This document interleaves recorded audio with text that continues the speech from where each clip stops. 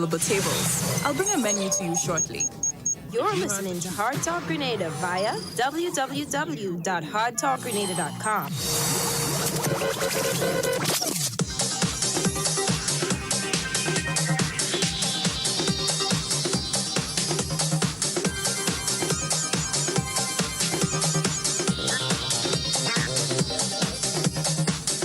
Stay up to date with all that's happening with the new national party, NNP. Send us a message via text or WhatsApp on 405-8683 with your name, email, and constituency. Stay in the know with NNP. Get updated. Chickenpox is not a deadly My disease. enemies' walls are Chickenpox bound to is contagious, crumble, but and to manageable the floor their spears will fall.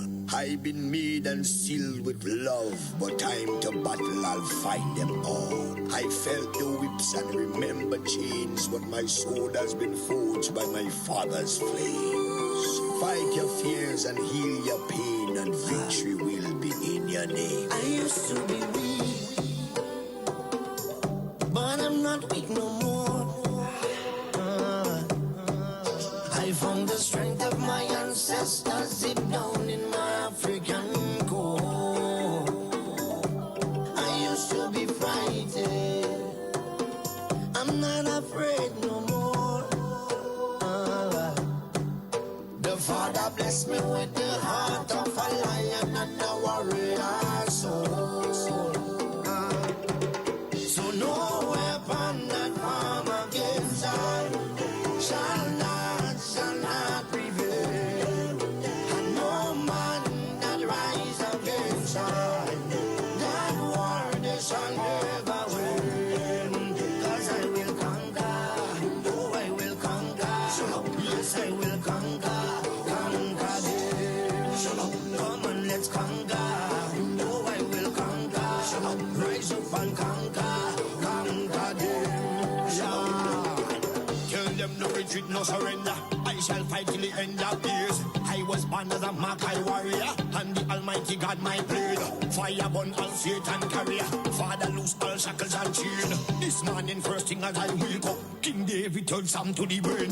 Don't let your courage go down, keep it up. And if your heart rip up and stitch it up, don't let your faith them fall, pick it up. When my cup was empty, God fill it up. Don't take the devil contract, rip it up. And if your bad mind people to commit it up, pass me the Congo drum and let me beat it up. God on my side, me no give it up. No weapon that form against I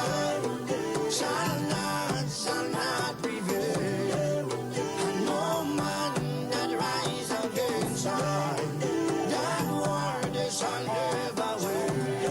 'Cause I will conquer, oh I will conquer, yes I will conquer them.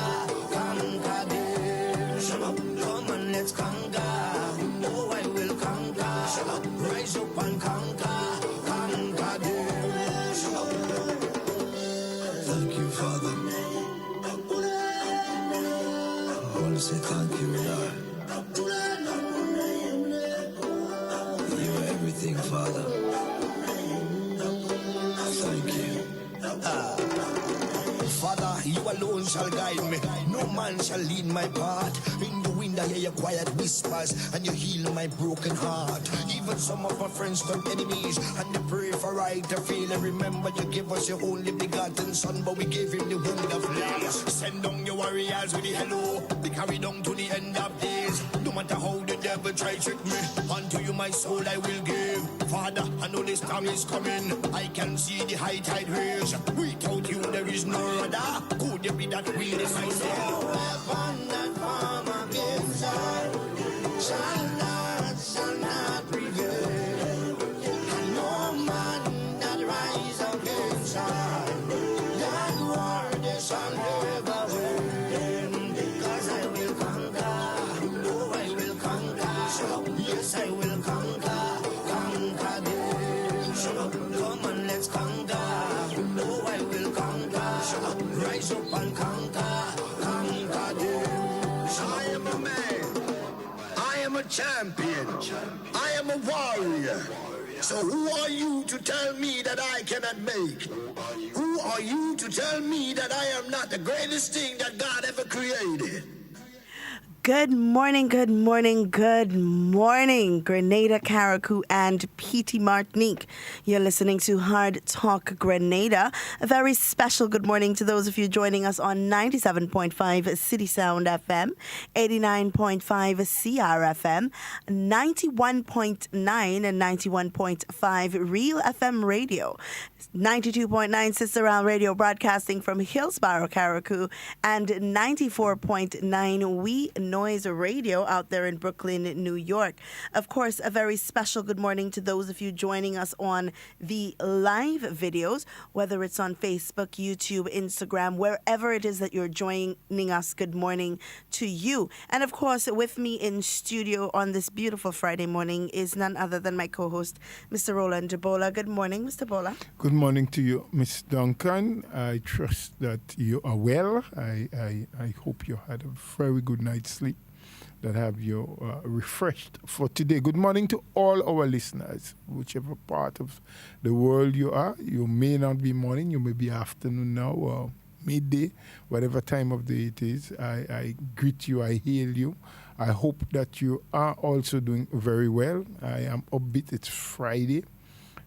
It's warm outside. The morning was good. There was not a lot of traffic this morning on my way down. It was moderate to light. And that makes, your day, the beginning of your day, a lot easier when you have to drive through really heavy traffic to get to the point where you start. Well, my day has started a long time ago, but to start that part of it, it sometimes weigh you down a little bit. But I feel good. I hope most of you are feeling good. I do welcome you to join us here on Hard Talk. Please participate if you can. Give us a call. Send us a message. We're on WhatsApp. If you're on one of the platforms, YouTube, Facebook, what have you, send us a message, make a comment. Make it something sensible and worthwhile so that we can share it and others may hear it or be able to read it because we do share the Hard Talk page. So, hey, wake up, make some noise, call your neighbor, have your breakfast if you didn't do that yet. Start preparing lunch if you have to. Do the boss job. Don't let him catch you just listening to Hard Talk, and not doing what you do. Because while we encourage you to listen because you get factual information here, we also want you to be productive at the same time. So, all right. Mr. Bola, I want to start off this morning by saying thank you to a very... I can't give him a description, but I'd like to say thank you. There is a radio host who spent the better part of his afternoon program yesterday promoting us. So I'm glad that we got the little exposure, So thank you. As they continue to talk about us, it means that we continue to make an impact. It means that... No, I'm lost. I don't know. If you're saying something, say something to me and the listeners. I can't say, I don't want to give that person promotion, but I'm quite sure... But you're not giving them promotion. If you're thanking somebody, you're thanking them. If you're promoting them, you're promoting them. I'm quite sure that the individual knows who they are. And people here listen to his program last night, know exactly who I'm speaking. You know exactly who I'm speaking about. Stop that. We talked about that yesterday. Okay. You talk about so many things with me yesterday. Which one should I pick? But thank you. The reason we are a topic of discussion, the reason that individual went out of their way to mention us on their radio program yesterday, simply means that what we are doing is having an impact. It is being spoken about, whether they want to paint it in a light where we are not effective. The fact that you can talk about us means that we are effective. So we are grateful. So what are our objectives here? Shouldn't we be creating impact? Of course. We want to give information. That is our goal. But we want to give information that can be fact-checked, information that is reliable, information that is positive and truthful. Sometimes there are negative things that we have to make mention about, that we have to talk about. But we do not want to be on a program where all we do is bash people. Exactly. So if you're talking about my good friend, we are friends. I haven't seen him in a long time. He thinks it makes a lot of sense bashing me whenever he wants, but that's all right. I think you're talking about our friend, Mr. Jones. But he's only your friend. My friend, Mr. Jones. Yes, right. He's my friend. You don't have to be your friend. You don't have to have him as friend. She's my friend. We've been friends a long time before. But we support different political organizations now. And if he wants to use that to create enmity with me, that is all up to him. That is on him. That is not on me. Right. I have no hatred. I have nothing against him. However, though, it's quite interesting that you should say that, because not too long ago I was having a conversation with a few people. And I was, really, really taken aback when they mentioned to me some of the things that Mr. Jones had said to them. And even though I say, well, I have not gone back to them, but I said to them at the time, I doubt this very much. I don't know what. And they said, no, we have no reason to lie. That Mr. Jones, in conversation with them on a one-on-one, was encouraging them to vote and continue to vote the NNP.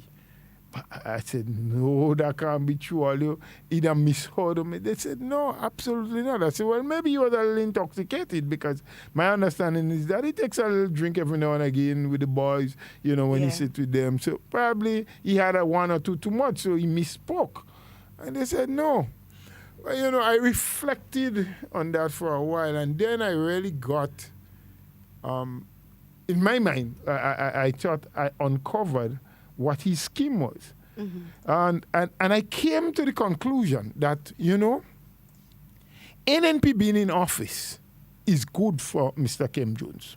Of course. Because now he has an item. His business operates as a result of NNP being in. He makes a livelihood from that. So he bashes NNP, bashes the Prime Minister, bashes everyone who is associated with NNP.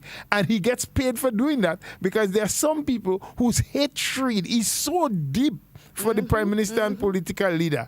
They have such deep-seated hatred for NNP that they will pay $1 million to see somebody, say all the negative things and try to discredit and character assassinate these people. Now, should NNP get out of office, Kim Jones is out of a livelihood. And he knows that, because the last time when NDC got into office, he didn't do too well. He had a little job. I think he was with NADMA and what have you. But that couldn't pay his bills. The last time I saw a video with him eating in a restaurant, I don't know who put it on, whether it was he or somebody else, and talking about how he has to buy nice clothes for his wife. And so, well, that's important. You have to do that. But the little thing that NDC was paying him, and then, of course, he wasn't getting paid on time, because we knew what the situation was. Everybody was getting paid 15 and 20 days after the end of the month and all kind of things. Into the next month. So he knows that keeping NNP in power, in office, keeping NNP as the government, he will continue to have a livelihood. So, I give him credit for that. But that's what NNP is all about, job creation. That's the other thing. NNP is all about job creation. Is about ensuring that people get a livelihood. Whether you like NNP or you dislike NNP, Yep. everyone gets an opportunity when NNP is around. And so too is Mr. Jones. So we understand that. That's why I say he's still my friend. I wouldn't bash him. I wouldn't say nasty things about him. I will correct him when he's incorrect. But I understand fully well why he is out there encouraging people to vote for NNP. Because he wants to stay in business. Of course, he wants to stay in business, so to speak. So, it's all good. It's all good. If there are people that are not clever enough to understand what he's doing, so be it. Yeah. Now, we want to encourage you like we did yesterday. We're going to open the phone lines very early this morning so you guys can call and contribute to conversation. You can discuss issues with us, let us know what's happening. And in turn, we would let you know, as we said yesterday, the Government Information Service on a weekly basis put out a newsletter. I've seen it circulated on social media. I've seen it on Facebook. I've seen it on WhatsApp. And they put that out weekly. What we're going to attempt to do, and we may not be able to go through everything because it's a whole lot of weeks worth of information, but we'll try our best to start from the latter and go from the former and go to the latter to get more information out there for you. I do want to, however, mention before I go into that, I got a call this morning from an individual in the diaspora, and he wanted us to clarify something for them. He said that there is a rumor that is circulating within the diaspora that when you come to Grenada, you only have to spend 4 days in quarantine. So he wanted us to clarify. Now, no information regarding any changes within the quarantine protocols have been submitted to us, and I don't think in the public, because if it's been in the public, I would have seen it, hopefully. So anyone with information regarding these changes, I'm speaking about health officials, because we know a few of them listen to the program, a few of them call and give information, and a few of them also relay information to us. So anybody in the health faculty who is able to provide us with information regarding any changes or even pending changes, please let us know so we can clarify for we can I'm reading a message and it just had to make me laugh. So we can clarify for the people in the diaspora. But as it stands right now, the information that we have right now is what has been given before. It has not changed. Once you are coming from a red zone, places like the United States, I believe that the United Kingdom, there are talks about it eventually going into the red zone, because right now, as it stands, the UK is on lockdown again, partial lockdown for 6 months. Yep. They won't be opening again until February of 2021. Trinidad is also in a red zone currently. So these countries, once you come from these countries, 14-day quarantine is mandatory, whether or not your PCR test says that you are negative. You have to quarantine for 14 days. So that is the information that we have so far. If that information has changed, then we would appeal to the health officials to give us a call, send us a message, anything like that, and let us be able to pass get the information out. But having said that, Ms. Duncan, I don't know, maybe some people are getting mixed up. Because I think there are instances, I think medium-range countries, those that are shaded yellow, if travelers, people who originate from them, like Canada and some of those places, when they were medium, they weren't red, so they weren't the most dangerous, but they were in between there. If you came with a PCR test upon arrival that was a negative, and that should be a test done, I think, not more than 48 hours or something, or a little more, before you departed from the country. Upon arrival, you would have received the test again. Now, if that showed up negative, they would still send you to quarantine. But I think within 3 to 4 days after you've been in quarantine, they'll do a third test. Yes. And I believe if all three, the one you came in, which would have been 2 or 3 days old, the one when you arrive, and about 4 days after, 4 or 5 days after, which may bring from the first one that you did before you embarked on the aircraft, and after 4 days in quarantine, if that turns out negative again, so you had 3 negative tests within a time span of 7 or 8 days, I think some people were let out of quarantine, based on what I've learned. I don't know that was clarified in the protocols, but I think the medical experts used their discretion. Right. These people probably were given discretion when they were given orders. The policeman said he was just given orders to follow the law and to enforce it. No discretion was given to him. So I don't know if it is from that standpoint that some people are making the claim that you no longer have to spend 14 days. That I don't believe have changed. I want to believe it is dependent on where you're coming from. Consideration is given for that. The fact that you had to come in with a PCR test that was done 2-3 days probably maximum before you arrived. A test would be done upon arrival and a few days after. And if all 3 over that span of time came up negative, then a decision might be made Yeah. as to what they do. So, yeah, and that's how I understand it to be Yes. as well. Like I Yes. said, we're not certain if any changes or pending changes are there. But as I can state right now, that is what the protocol is. And once, if we have any health officials that are listening, can call and clarify that for us so that we are able to provide information to the general public, to the people in the diaspora that are listening. Because I know JetBlue is one of the airlines who will begin making direct flights back to Grenada very soon. I think from the month of October From the month of sometime. I don't know if October. it's the first or second week but from what the information that I've had, JetBlue will restart, I think, daily flights. You know, I was in a session yesterday with the Prime Minister, the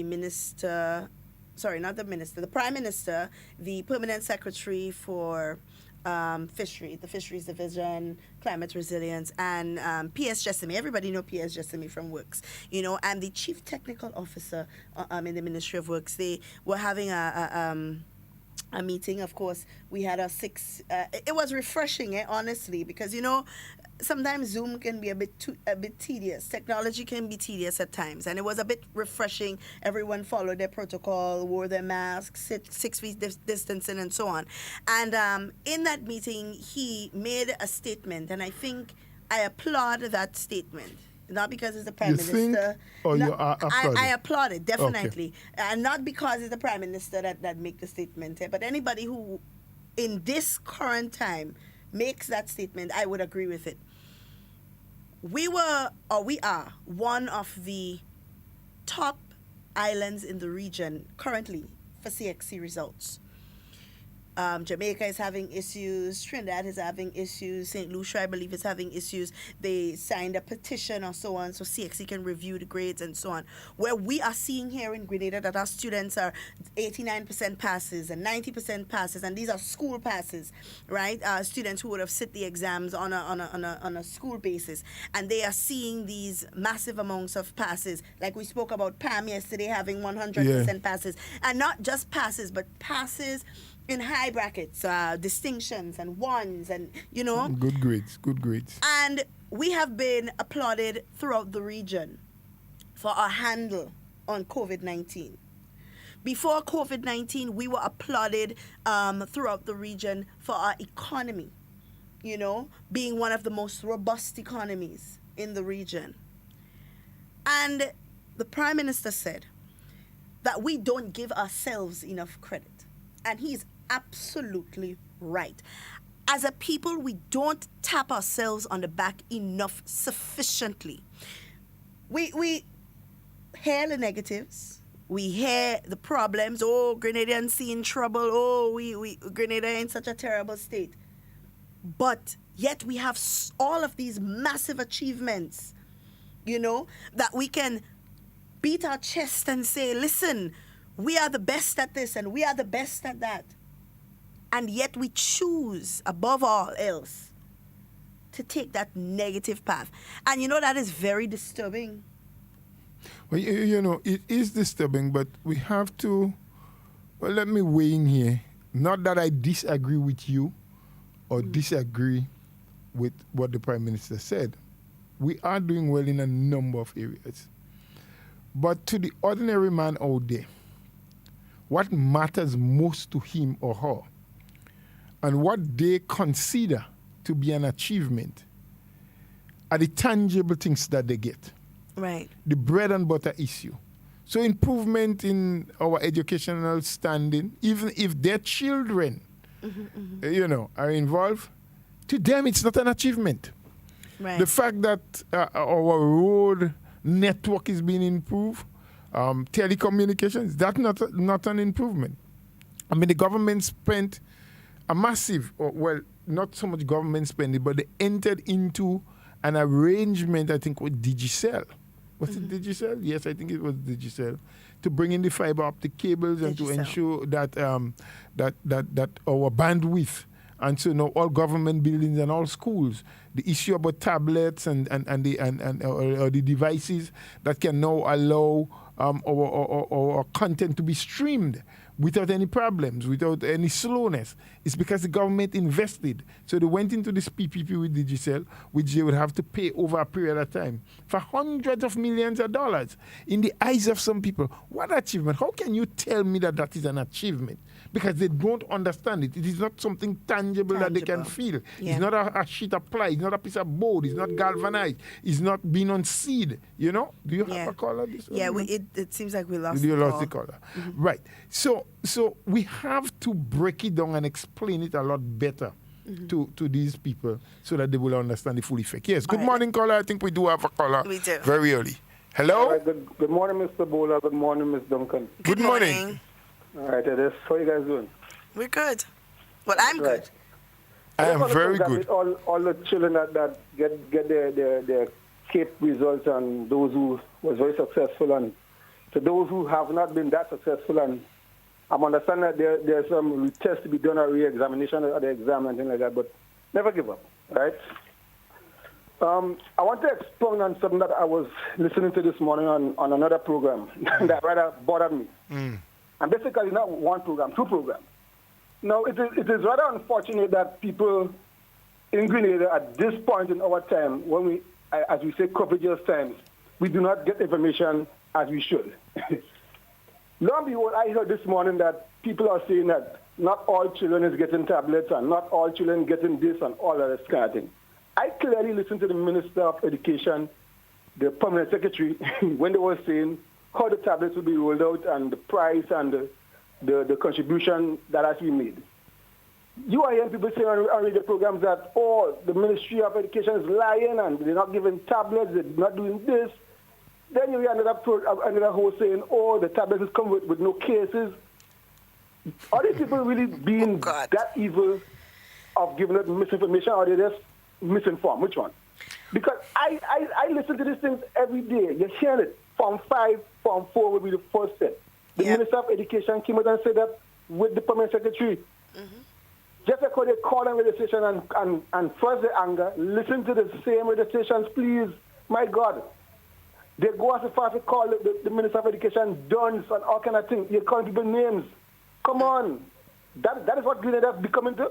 Because you don't like a man, you're disrespecting people that is doing the best. You know? Secondly, here comes this COVID and the school bus and the buses carrying students and the buses full up. My God, we're not in normal times. We are slowly opening back.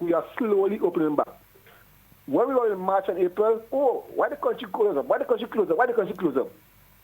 People go home, they can't get no work. Now we're opening back. Why the country opening back? What do we want in this country? What do we want? Nobody can get this thing right. I hear a caller say, get it right. Well, how can you get it right? Nobody's getting this thing right. Nobody. No country in the world can get it right. New Zealand was 0. England was 0. America was 0. We are still 0. But we don't know who's walking with the disease. We don't know. Yeah. We are doing the best we can. Do PCR tests for everybody. So who's going to take that cost now? They don't care about that. They don't care about that. Would you pay for a PCR test when you go to some? You have to travel. People need to come home. You have to bring them home. But wear your mask. Simply just do what you've been told to do. It's not the end of the world. I've seen videos where people are getting pulled off a train. I've seen video from Australia. I've seen a video recently with a mom on a track in a field, some school, some game she was watching, and she was arrested. She's saying she has some asthma. Oh my God, your asthma. Well, just show your form, show your paper, show your medical. What's happening that? Walk with your medical certificate and show the officer, I have an underlying sickness.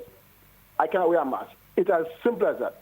But the world is going to a trend right now where we want to defy the police, and anything the police do, we're going to defy them. Yeah. This is not a solution for anything. Yeah.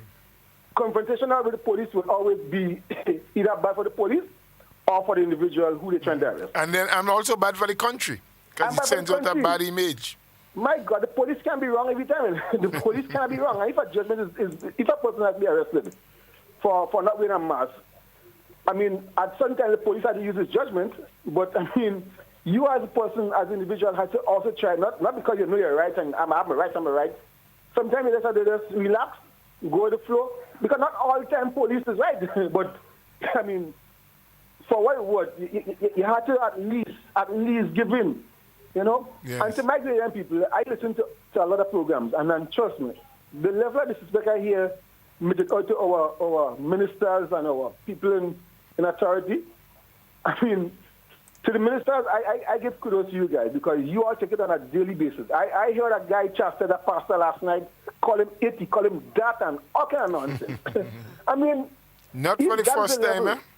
He's at the level we're going on there, and we expect our children to be respectful to our elders and to the party that this guy represents, because he is saying vote for that party, vote for that party. There's a good little leader, the lady of that party. If she is of any decorum, she will disassociate herself because, trust me, Grenadians are not dumb. We are smart. We in 2020. So blocking somebody off your Facebook page, technology that works. So you can block somebody, let's create an experience tomorrow morning or tonight. That's all you have to do. So tell somebody you block them, and yeah. Somebody let's make an experience. Just come on another night. But what before I leave, what made me laugh, Mr. Bowler and Miss Duncan? There was somebody that usually calls a certain program, and that lady amazed me because I listened to the program. And she was actually making some valid points. And the host was actually arrogant to that person. Yes. He taking no advice. The lady was basically saying, before you give us all this information, you is not a specialist. You is not somebody specialized in that. Get people to come on your program to talk about it. You know what the guy said was, you can go to Google, you can go to YouTube. It's okay. I want to know everything about marijuana. Let's go to YouTube, go to Google, and I know everything. So I'm a specialist. You become a specialist. Yeah, man, the internet make all of us specialists. We get doctorate, we get masters. We are certified. They just certify because they go on the net for 2 days, you know. Yeah, and you're perfect. And lastly, before I leave, that's one more thing. I had a little medical, not an emergency, but a little medical problem. And I actually went to a doctor. And I needed an X-ray to find what was going on in me, right? And I honestly could afford to go by spinal imaging. I could afford to go to Sam's. Yes. So I asked the doctor, what's the goal? You know what she told me? That doctor recommended me to go to the hospital. She told me they have the best. I'm telling you, not no joke. No. I've heard that before. When I call the doctor name, when I tell you this, he tell me go up to the hospital, right? And the X-ray only costs $30. I didn't mind paying $80 or whatever it costs on the carnage or wherever. But the lady told me to go up there, and I went up there. I got my X-ray, I got my reading, and I bring it back to the doctor, and I was satisfied. Good. And I was amazed at the machinery I seen up there. You know what I'm saying? I was amazed at the service I got.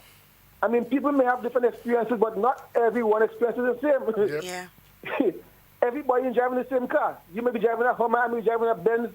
Everybody experience not the same. Yep. So don't put everybody in the same field. Green Hospital is doing well. Trust me. So folks, have a good day. All right, thank you so very much. And you raised so much points. We thank you for your contribution. First, if I should just elaborate a little bit on a couple of things that he said, there's so many and very good points. Ministry of Education, devices.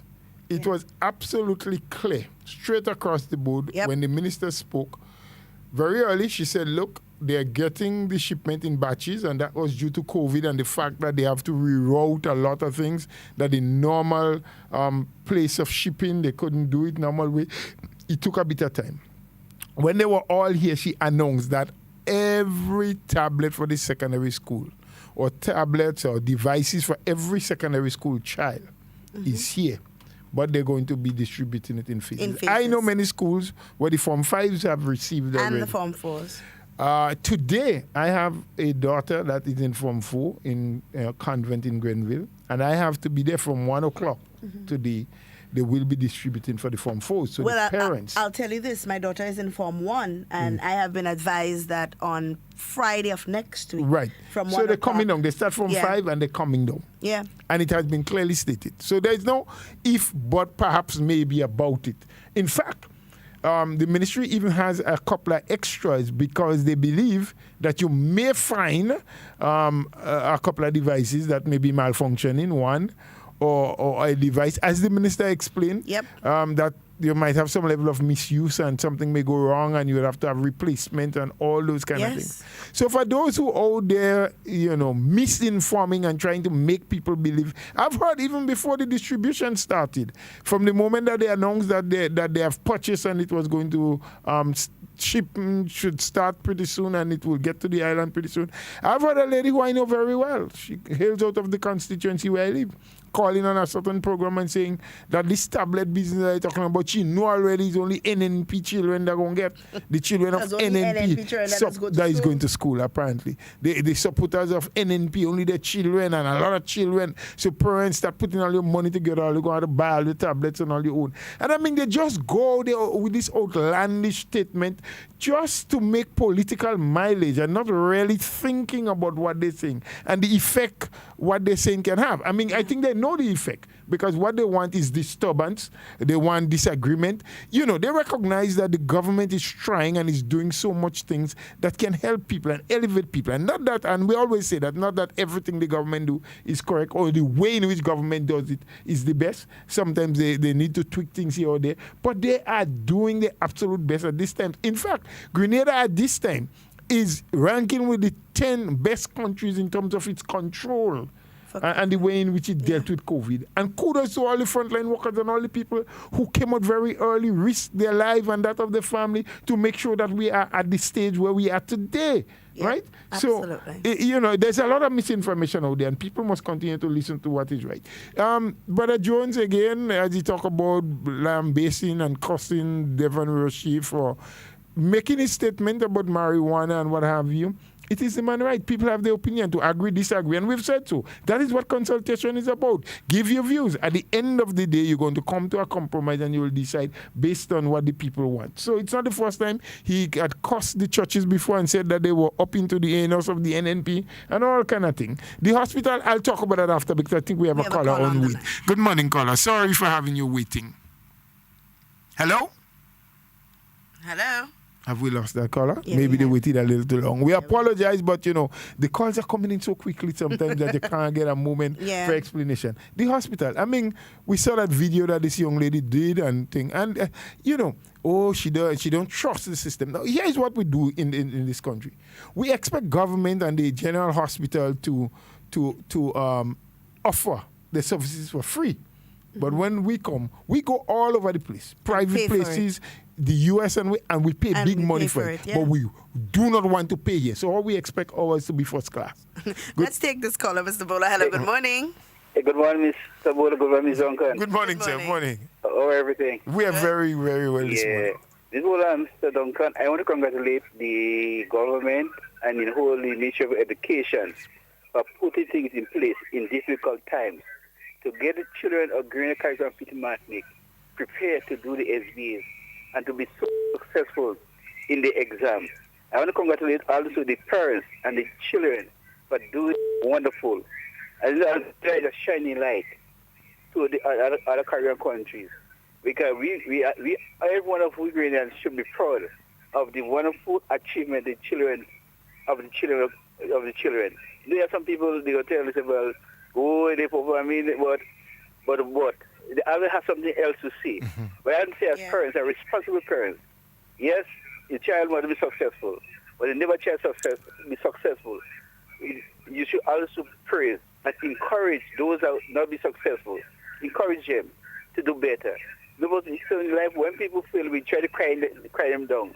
But we are leaders, we are adults, we have to set the example. And we are encouraging to the young people to do better.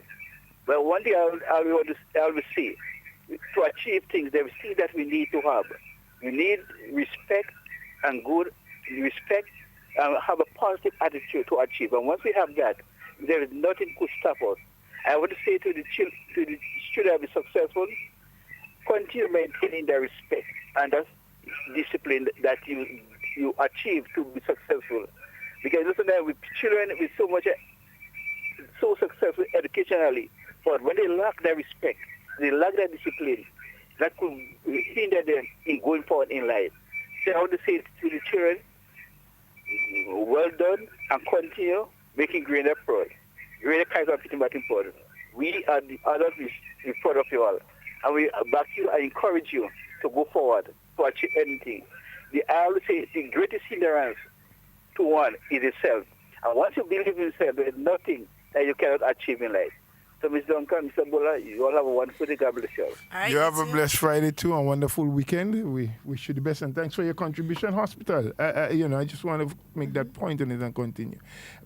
Is healthcare where we really want it to be? No. Are we first class with our healthcare? No. But we are trying. We're doing better. Look, we had a previous administration. When they came in, there was a hospital building plus another phase that had started. They did nothing. They neglected. They condemned. As a matter of fact, they said nothing could have been done with it, that the engineers failed it.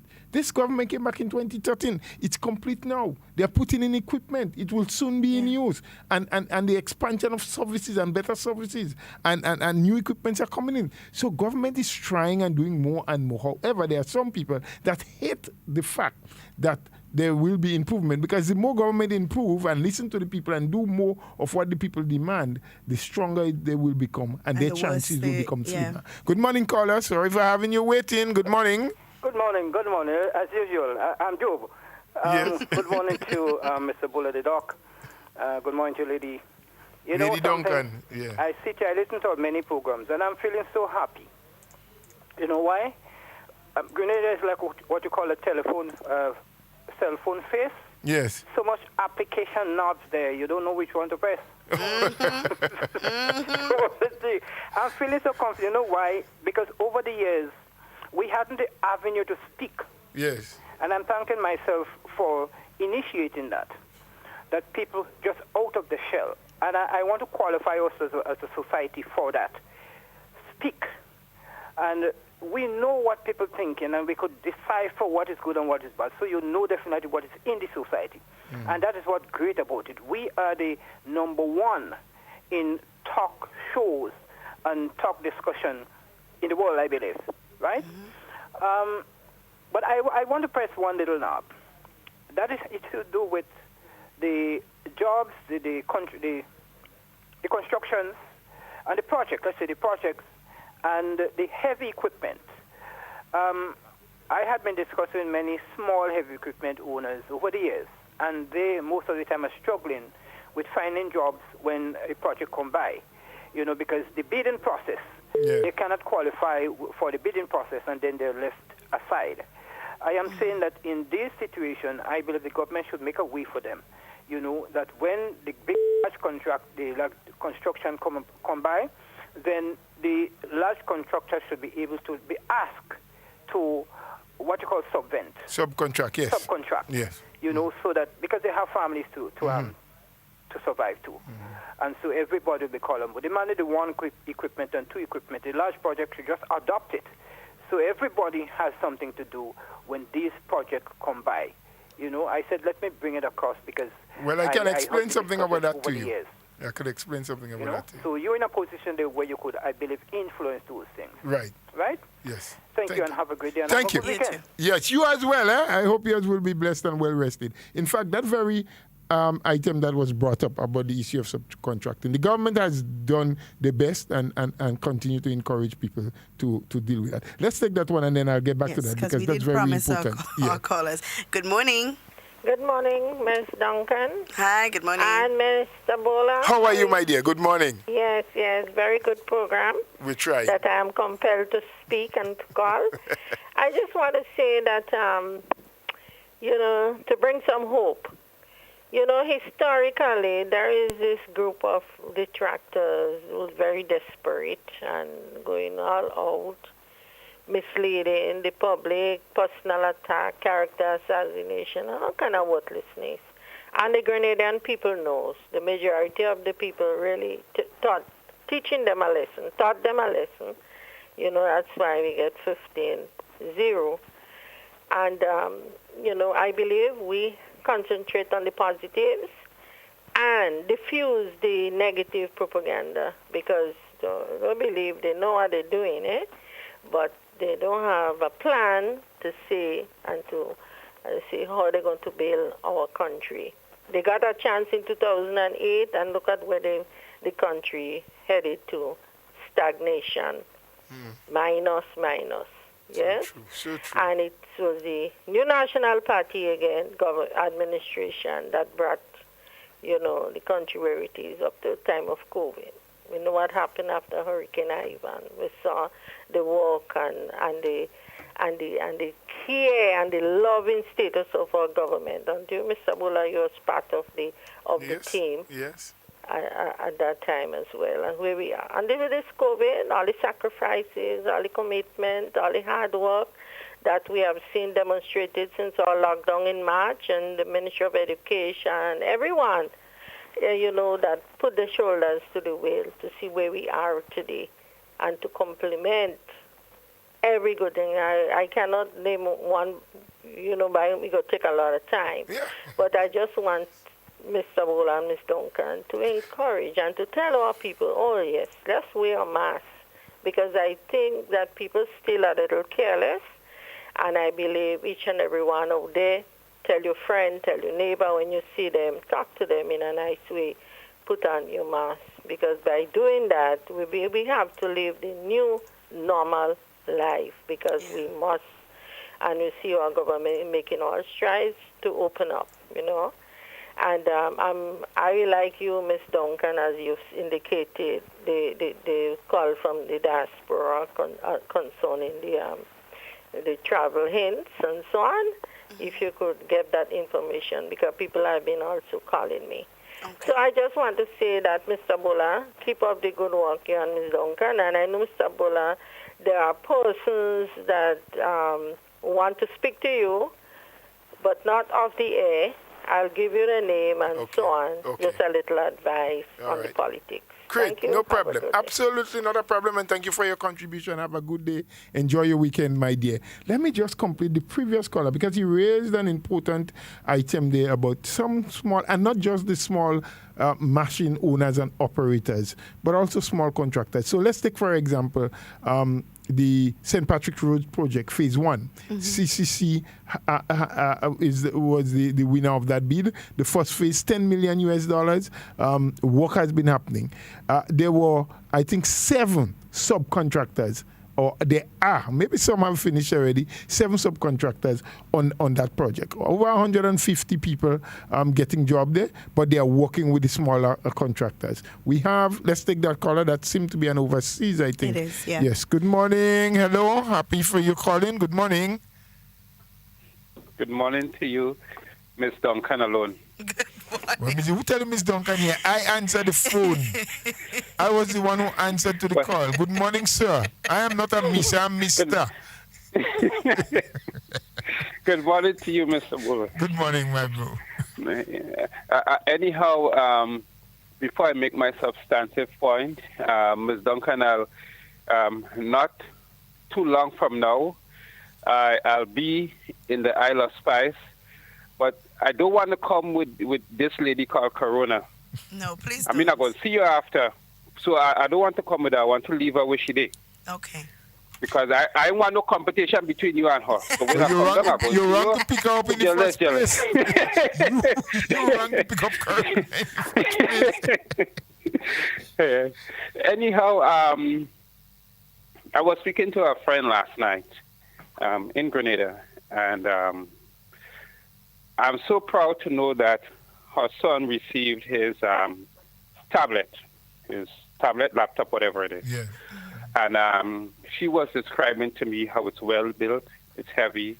They gave her, or them, the parents, actually orientation basically about the do's and do not of the equipment and stuff, and how it still is the property of the state. Should I say the state or the Ministry of Education? What is the state? I'm not it's the state still. Whether you say Ministry of Education or state, you're correct. Right. And she was very pleased with it. And how there are certain things that they're not supposed to do on it and stuff. So the orientation to the device was very good. Actually, the young man goes to GBSS. Yes. And I think that's good. I know they're rolling out in phases. Yes. I'm not sure if they're starting from the higher form. That's how they're doing it. Because I think... Yes, from 5 Okay, down. Because the gentleman is in Form 4. Right. He's So in they Form start 4. from Form 5 and they're going down to the ones, to the Form 1. I think all Form 5 children on the island have received thus far. Yeah. Right. So then it is not a device that, and she said it is well built. It's well built and stuff like that. So I think that is good. However, I am not hearing parents who would have criticized, I know the children would have gotten. If you criticize, I know your children would have gotten. I am not hearing them come out and say, well, okay, well, they thought X, Y, Z, or they said X, Y, Z, but this is the equipment. It is well built. X, Y, Z is the case. I mean, I don't think you should just talk to degrade the government and the minister, and then you don't want to come out and say, well, look, you got your thing, and X, Y, Z is the case, and you're sorry. I think they should come out and talk. Be honest, be fair, because it's a very good equipment. It's not like one you can go and pick up by courts or whoever. That is kind of fragile in that sense. And the idea that she gave to me, I'm envisioning, because you have certain computers built like for gaming. They're really thick. They're heavy duty and stuff, heavy. So it sounds to me, based on her description of the thing, it could have been in that kind of light. But also, I think she mentioned to me that private schools, I think, might have to pay. I'm not sure. She gave me a figure, but I'm not sure if that is the right figure. They have a different $1,000 or whatever she said. A different arrangement they do have, yes. They do have a different arrangement.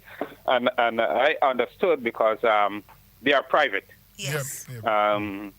Yes, they are private. So I want to say thank you to Minister Pierre and her team for going forward despite all the cussing and all the backlash. And well, I know her background. That they work and they actually is now rolling out this thing, even though it was promised again in the election. But this is something that, even as she said, because of COVID, they had to push the extra mile. To get this thing done. And now they also have books on it. So they have the books. That saves parents from spending a couple $100, a couple $1,000 in the bookstore again. Because books are not cheap. They are not. Books are not cheap. They are not. And the devices are not cheap. The government spent over $11 million during this COVIDious time to get these devices. And the primary school ones are not here as yet, but they should be coming in before the end of the year. So as soon as they finish rolling out the secondary schools, the primary school children will start receiving theirs. So it's a massive investment. But separate and apart from that, even though, as you say, it was an election promise, what had to happen? There was a lot of backroom work that had to be done even before you distribute the devices, because we did not have the kind of bandwidth for the internet that was going to create the connectivity for all these devices to be up at the same time. Now imagine 5,000 students all up online with the kind of bandwidth we had. If the government did not invest money to build the infrastructure to accommodate that kind of traffic, it just didn't make sense. And that's what a lot of people didn't understand. Yes, it was a promise. Yes, it would happen. But there are certain things that must be done before you can get the device. Or else you would have the device and it would be of no use to you. And that is a very valuable point. And I remember Minister Pierre sitting with Ms. Duncan one day said to her, if you pass by any school and you check your thing for internet connection, you'll see that there is internet activity at the school. Yes. There is thing there. And on top of that, they also had to negotiate with the phone company. Digicel. I can't say Grentel. If I say Grentel, it might confuse Miss Duncan. But it's Digicel. No, and I know Grentel. Don't try that. Anyhow, they had to think. So even if the parents have, I think maybe, I don't know if it's a 1 cent or whatever on their phone, that even if the children home, they still can connect. I think that is good. Yeah. This thing didn't happen overnight. No, even though they push it. A lot of people had sleepless nights. We have to think about that. Making calls, it's not an easy thing. Yeah. I have not been in the seat, but I know what it is to be in negotiation, to go back and forth. Sometimes you think what you're coming with would work, but then you understand it's not going to work. You have to go back to the drawing board and stuff. So we must commend them for that.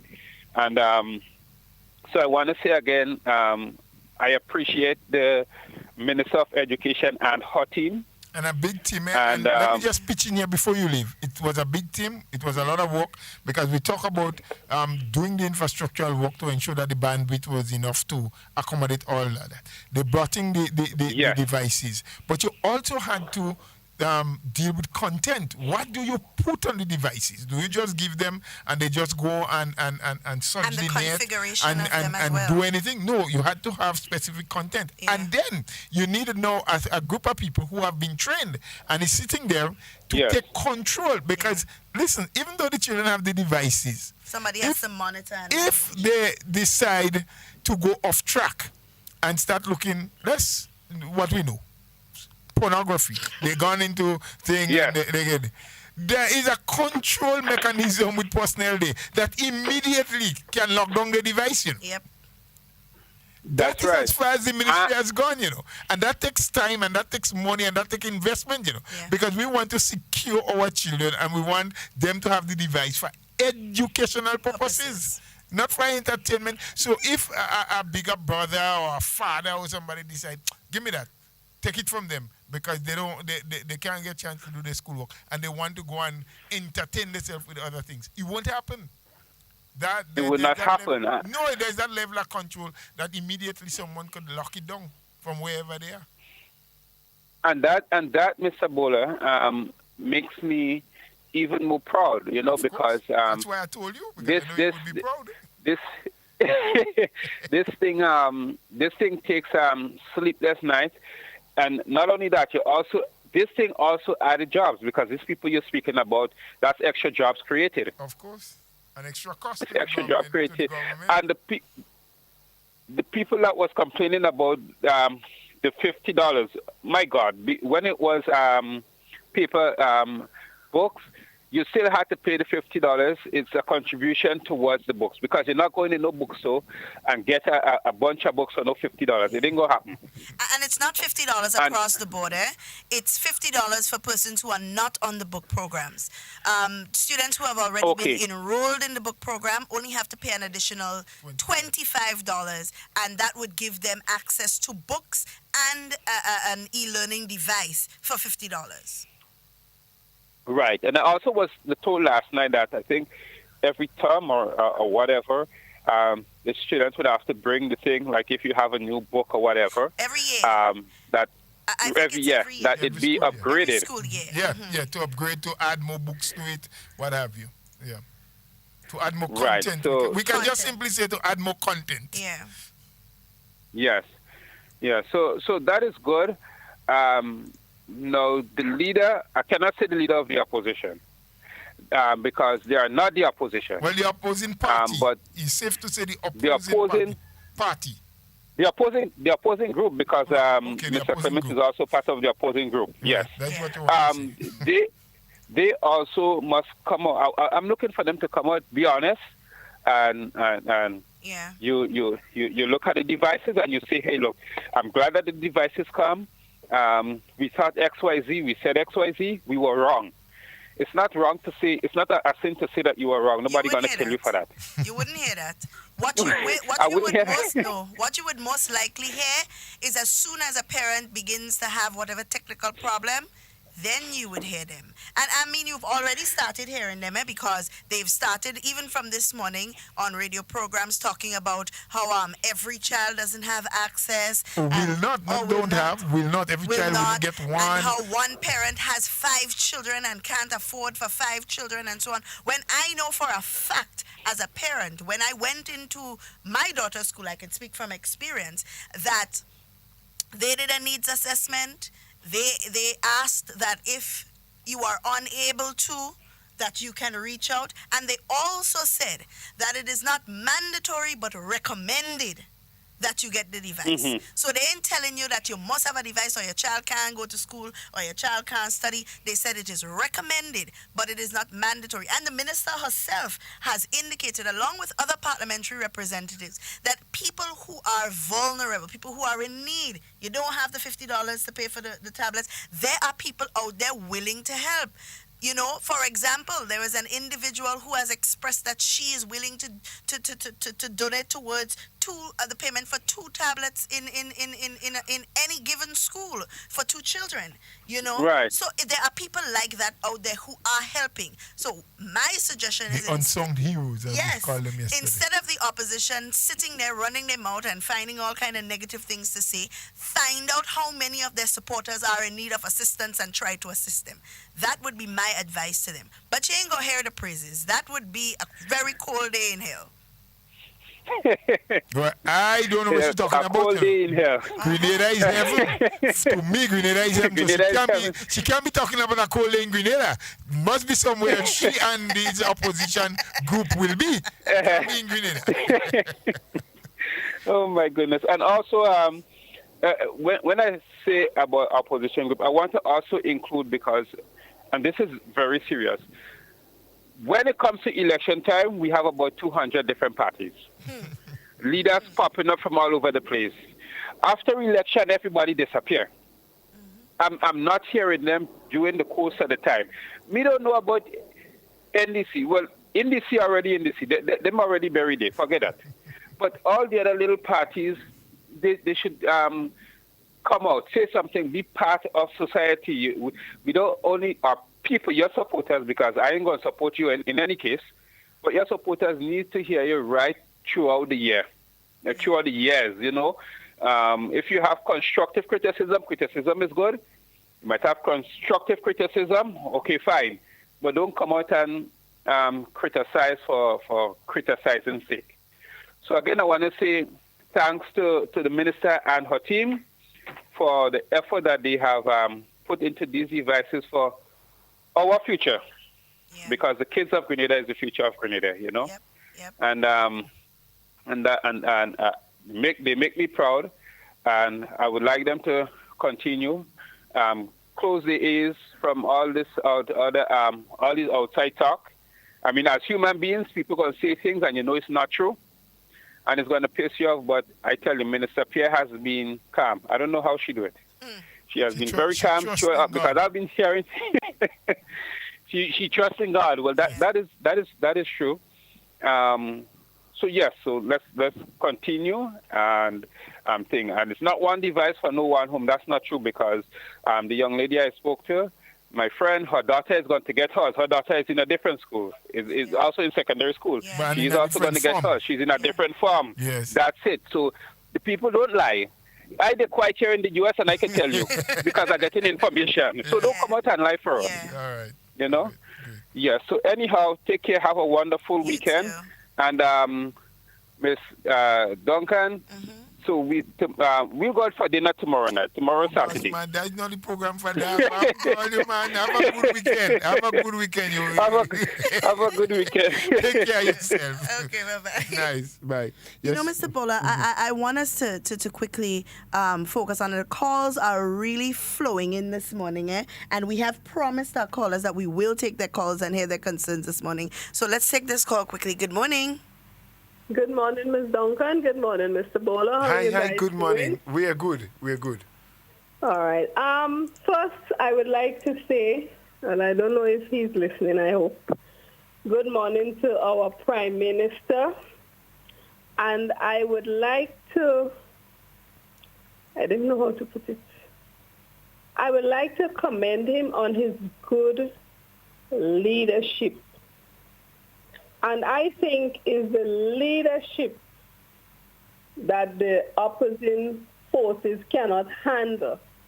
And that is why they are attacking him so much. And Mr. Prime Minister, I could say for myself that I support you 100%. You have come out and said that you are not perfect, and there are none of us that is perfect. I want to congratulate you on your composure, because all these nonsense that are going on, and you are just there taking it in. You know, and sometimes I wonder about your mom, because I hope she's not hearing all these things that are being said about you out there, because as a mother myself, I don't know how I'm going to handle people saying all these things about my children that are not true and calling them all these names, you know, and I know that you have not done anything to any of these people, because sometimes when I ask, why do you hate the Prime Minister so?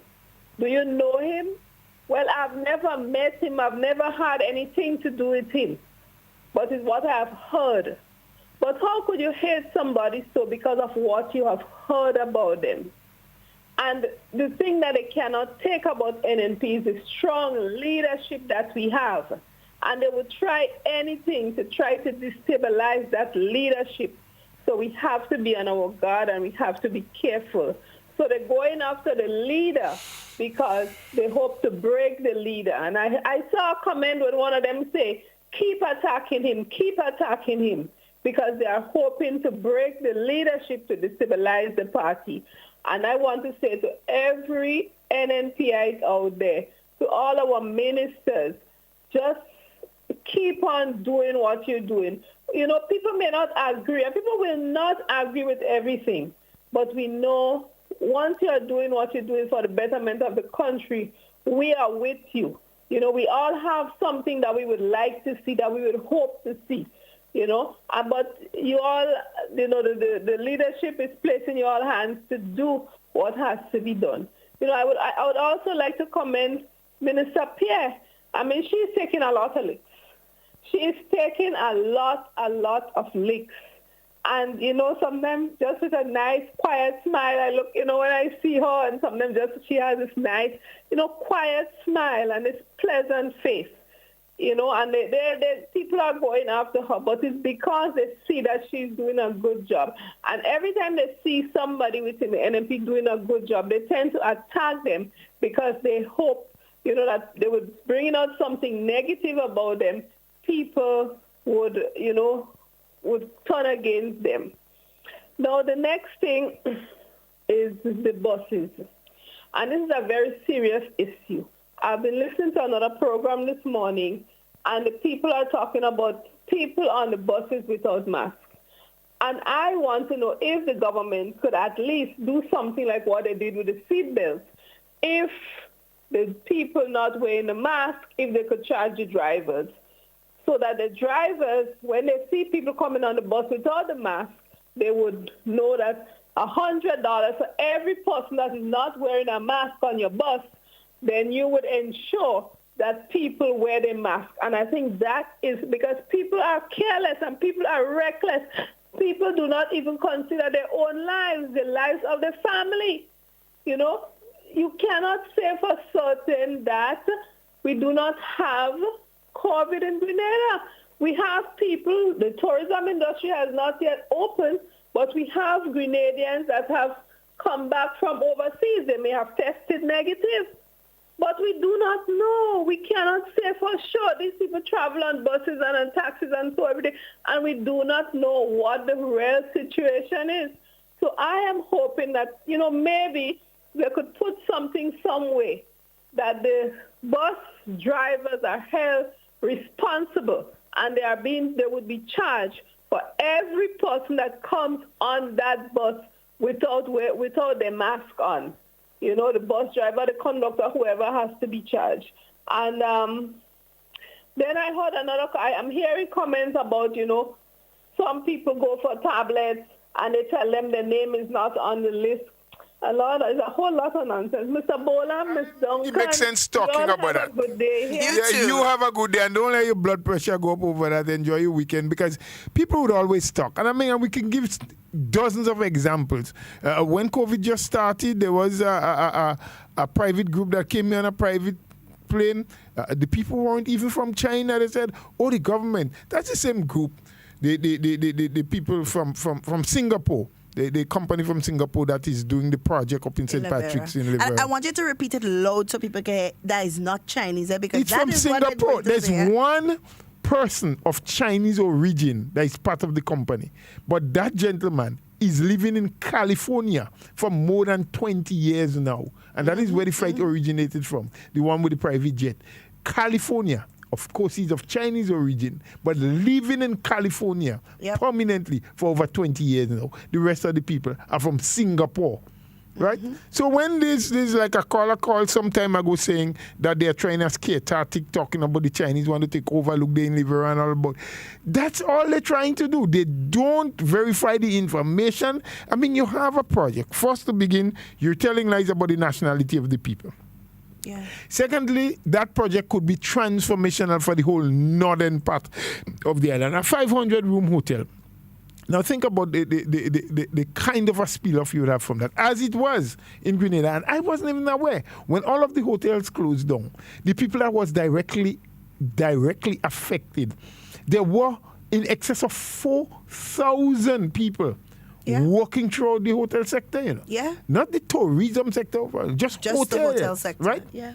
No, and that's direct employment. Look, Sandals has opened up now, not 100%, and they have taken back 600 workers. 600, yeah. 600 workers. You have Calabash to come, you have the Royal Stand and Koyaba and all of them that are preparing, following the protocols, trying to do what, right?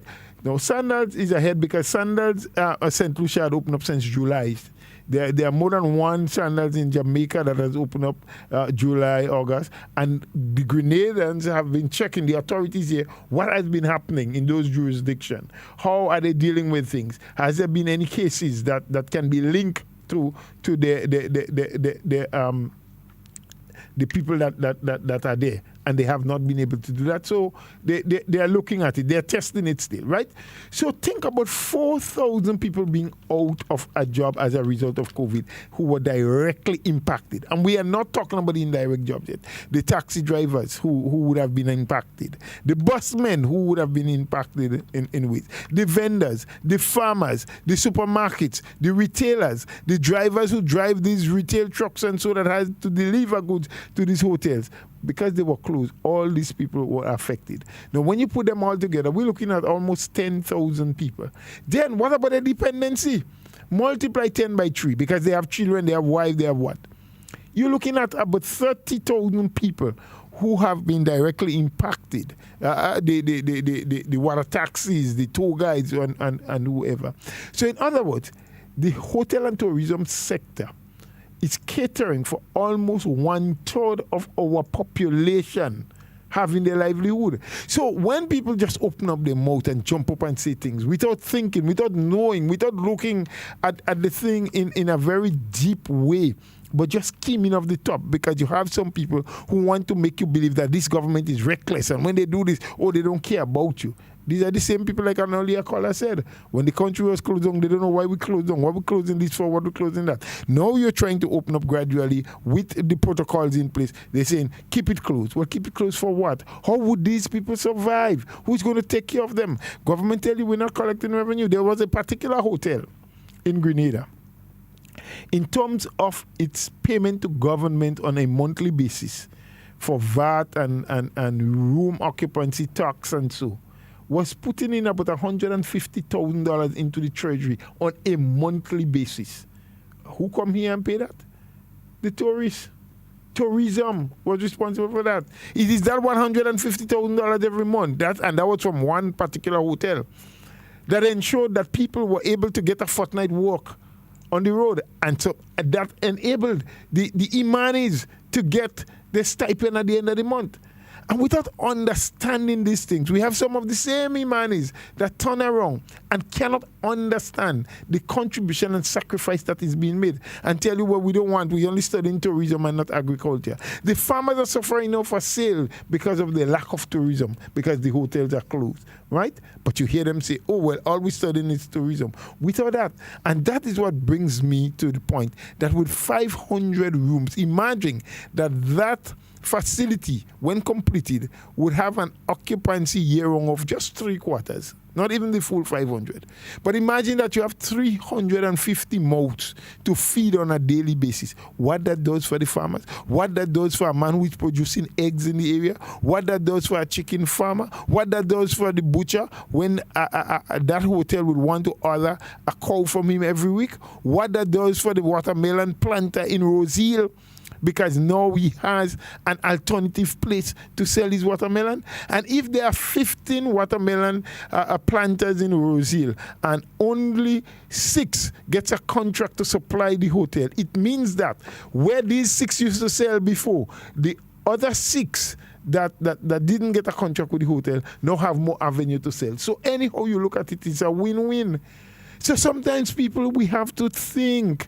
We have these guys who are opposed to the New National Party, and everything progressive that they can stop, that they can put an obstacle in the way to prevent it from happening, means that they are putting an obstacle in the way of an opportunity for you.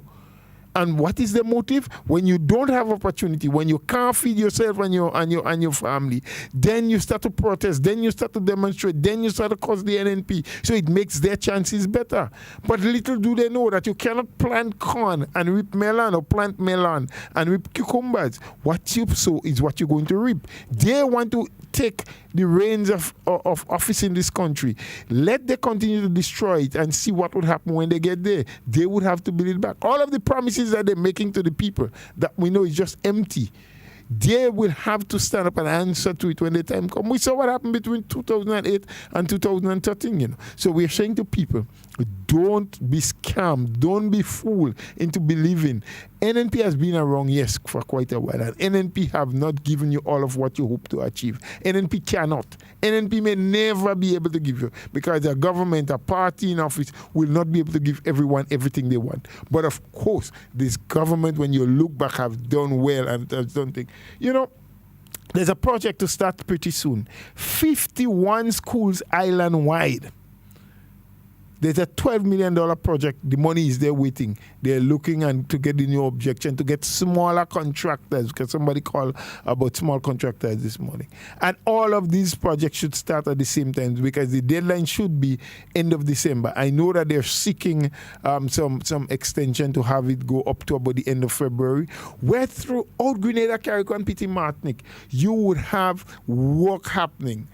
Not major like you're seeing on PBC, where a couple of $1 million is being spent and that work has started. Not major like you're seeing in the Montrose Seventh-day Adventist Comprehensive, where they're spending close to $8 million and that has started already. Not major like you're seeing in Bishop College in Carriacou, where they had this returning ceremony, I think, sometime last week, where $10 million will be spent to build almost a brand new school. Not major like you will see in Pearls for the Grenada Christian Academy, where the land is there, the money is here, and they're just waiting for the completion and passage by the planning division for the construction of a brand new school, where in excess of $10 million will be spent as well. Not major like that, but $200,000 and $300,000 and $400,000 to do repairs, to do plumbing, to do repainting, to fix roof, and so will be happening on 51 schools throughout the island in this COVID year's time. Right? These are the kind of things that is being done for job creation. I used to hear during the lockdown people saying, well, of course, the government gets stimulus package and the hotel people are getting. What about the construction workers? Do you know, my dear, that when construction reopened about August month, end of July, August, that people had to register or get a permit from the Ministry of Works, Infrastructural Works, to restart, because they had to send the officers out to ensure that on that project, the protocols will be followed. That you would have a sink where people can wash their hands, all of those things to ensure that there is safety and so taking place. That from the 564, I think, job sites that reopened, that the employment, because all of that information had to be given for statistical purposes. Mm-hmm. From then to now, some 4,000 plus people have been employed already through the construction service. And these were private sector jobs, right? The government product, for example, the farm roads. There are 11 farm roads to start. I think they're starting with 6 first and foremost. And between 4 to 5 months after these 6 start, they will start the other 5. And so all 11 farm roads would be working at the same time. And the caller who called earlier on asking about smaller farmers, yes, they will be doing subcontracting. That is what the government is demanding from the main contractor. $47.8 million worth of work on farm roads, 11 farm roads, to be done, to be graded, drainage, back wall, cob walls, cross culverts, all of that will be done throughout the island, different constituencies, different places. It means that young people, those with the skills, steel benders, people who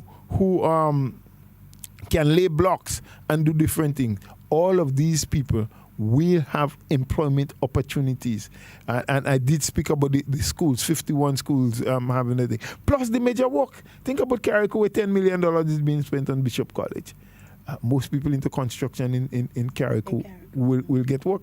And as we speak, there's work happening on the hospital, I think, which is about $2 million worth of work. There's major work, $3-something million on the health center in Hillsborough. So you have a lot of construction. There's an investment where some villas and so are being built in Carriacou. So things are happening. Our people just need to listen, just need to put themselves out. They will know. And then when you add 3 major projects, private sector projects, like the Mount Hartman project, $2.9 billion, like the Livera project, $2 billion, like the project, the Six Sense Hotel in St. David's, $300 million. I mean, you're talking investment into the economy where people's life can be transformed, and yet still you have people fighting against that. Yeah, let's take this call on the line, Mr. Bola. Good morning. Morning once again, and thank you, sir. Thank you, sir. Thank you, sir. Thank you for this information. I have been pressing for many, many years. You hear me talk about infrastructure and roads. I have a projection to have every single home, every single boat house in this country become wall. I have in our plan to ensure that there is no unemployment in Grenada. I want to see, in terms of a market day, like we see in China, you cannot see road but people. I want to see a vibrant economy where the government is not struggling for money. I want to see a reserve so that the government will not struggle to do anything like supporting people in COVID's time. So this information you're giving me there, it makes me feel so happy that through the pressing over the years that I'm seeing the reality of my effort.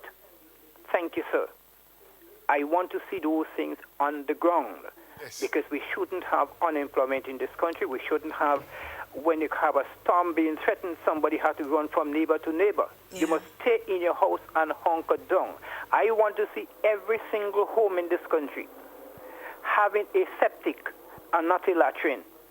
That's my vision. So what you're telling me there, my mind is open up. I'm seeing it. My mind sight is now opening up to see the reality of this thing, but I will want it to happen sooner than later. Well, thank you. I know the government is trying, having spoken about septic. The government had launched a program and announced it since in the last budget debate of the pit latrine eradication program. That is where they had budgeted $2 million. That has been cut back by 50% for this year. I think it's a 5-year project where they hope to eradicate all pit latrines throughout the island. And to have everyone with what some people call the water closet or the flush toilet, and it has started constituency by constituency, very slow. I think they started around July, end of July. Because of COVID, they couldn't start before because we were on lockdown, and so that has caused them to slash that budgetary allocation by half. I think it's now $1 million for this year because half of the year is already gone, and they would not have been able to implement the full project as they wanted it for 2020. But it will continue because I think there's a 5-year cycle for that eradication. So whatever you thought was years ago, it is being realized now. The government is doing it.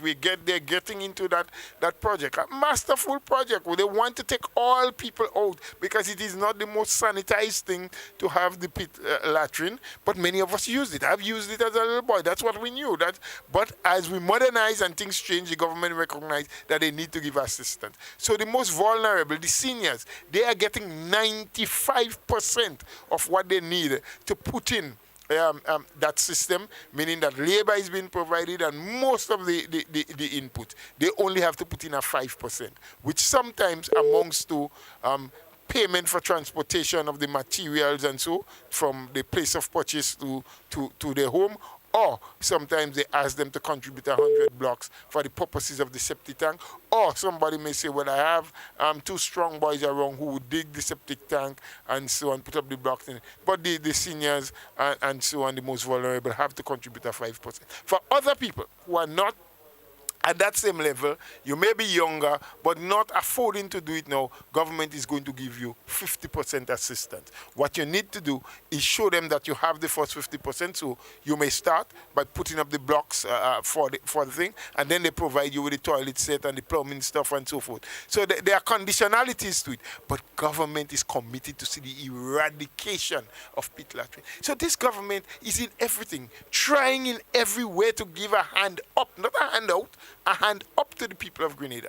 But we have a bunch of people that never want that to happen. They will not tell you that. It is our duty to tell you, because they want you to believe that nothing is happening, that the government don't care about you, that the government wants you and your family to suffer and to die, and the government only care about one set of people. In the announcement, government didn't say that we have a pit latrine eradication program for NNP, you know. It is for the country. So it doesn't matter who you support. It doesn't matter whether you wave green flag or yellow flag. And Mr. Bola, I want us to understand as a people that the reason they would tell you these things is so that their base, their people, can remain in the situation that they are in, you know. So they wouldn't seek any government assistance because they feel like they're already defeated even before going to ask for assistance, because they want them to believe that, okay, well, you know, it's only NNP people that us get it, so it don't make sense. Just vote for us, we go be in power, and then we gonna give it to you. That is what they want you to believe, but that is not true. That is not a fact. People of Grenada, I really want us to really wake up and shake up, Wake up in the sense that you should not allow any political affiliation, any political party to sway your judgment so much that it keeps you in the situation that you are in, that you wouldn't reach out a helping hand or for a helping hand because you were told or you were made to believe that it does not apply to you because you are not a supporter. Do not fall for this nonsense. If it has happened to you because you have gone out there, not because somebody tell you or because you have heard, but you have actually gone out there and you have experienced it, then it is your duty to call and say that this is something that I personally have experienced. Call names, because it is an injustice. And we will say it here, it is an injustice if that has ever happened to you. But don't sit down and let anybody make you believe that it is happening. And that person has not probably even experienced it themselves, or they are probably benefiting. But that's the point I was about to make. You know, some of these people who complain and make you believe that it can't happen for you, it won't happen for you, they are finding ways to benefit from all of the systems and all of the programs that government have, right? But they make some people believe, well, nothing ain't gonna happen for you. They don't like you because you don't support them. As you say this that, is not how Mr. the Bola, NNP operates. I have something I want to play, but before we do that, let's take that call on the line. As you said, just hold that thought right there. Good morning, caller. Hello. Hi, good morning. Is it Mr. Bola? Yes, and yeah, you're that's live a program. on the air. Yeah, and you're alive. You're alive. Hold on. Yeah, I've heard you say that there's 51 schools for repair. Do you have Tom Sissin at heart? I don't have the names. I don't have the list. Tom Sissin school has been marching up a long time. I keep clamoring at that, and people keep breaking, sticking all your ears up. Tom Sissin, they take duct tape and put on the school. Bad. Boss, listen to me for one moment. Caller, just listen to me for a moment. Listen to me for a moment. I said that there are major works to be done on many schools. These are into the millions. But some places could have been marginalized for a number of years. Caller, you have to listen. You're not listening. All right, I apologize, but if you are not willing to listen to us, we are at this point. Tom Sissi has been run by a board of directors. Tom Sissi is not run by government. Yeah. Mr. Bola, I want you to hold that thought because I want to play something for you to hear. I want to play it, but there's another caller on the line, so let's take that call quickly. Hello, good morning. Good morning, Mr. Hi, good morning. And good morning, Mr. Bola. Hi, how are you? Good morning. Yeah, I just want to compliment you again, you and Miss Duncan, for this information sharing. I mean, it has been a wealth of information. I listen day in, day out, and I hope that, people are listening. Because, we need to know the truth. We need to be in the know so that we'll be able to beat back some of the propaganda and the old talk that we are hearing out there. And if people really listen and are able to internalize the information that is being shared, then I cannot see the main opposition party standing a chance. Because their argument is, in most cases, to my mind, in most parties, baseless. Just on on a propaganda spirit and hoping that they would be able to get people to follow and jump on the bandwagon. But after listening to all this information being shared, I just hope people are listening and people are paying attention, because any political party that what they sought would not pursue the line that the NDC, the main opposition party, is pursuing. And the people should realize that, come on, this party, what is the intention of this party? Could this party really take Grenada forward? Could this party really make a difference in the life of our people? And the question is no. It's clearly no. I mean, my listening to these people, and I'm sure that many would have listened, is only destabilization and maligning and vilifying of individuals, trying to destroy people's character and that kind of thing, and in so doing, destroying the country. And this is the same country that these people vying to govern someday. I mean, Lord help us, So I'm saying my appeal to our people is that wake up and smell the coffee, be conscious, and go for information, for facts that could be verified. Not just old talk. Don't fall for the old talk. For example, some of the projects that these people are going against, if they happen to come into power, what different projects can they bring in? And that's a good question.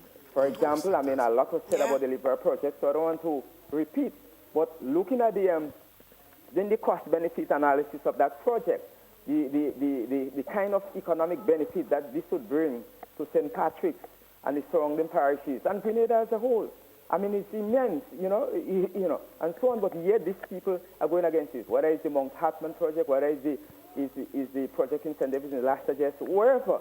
And they just continue going on and on and on.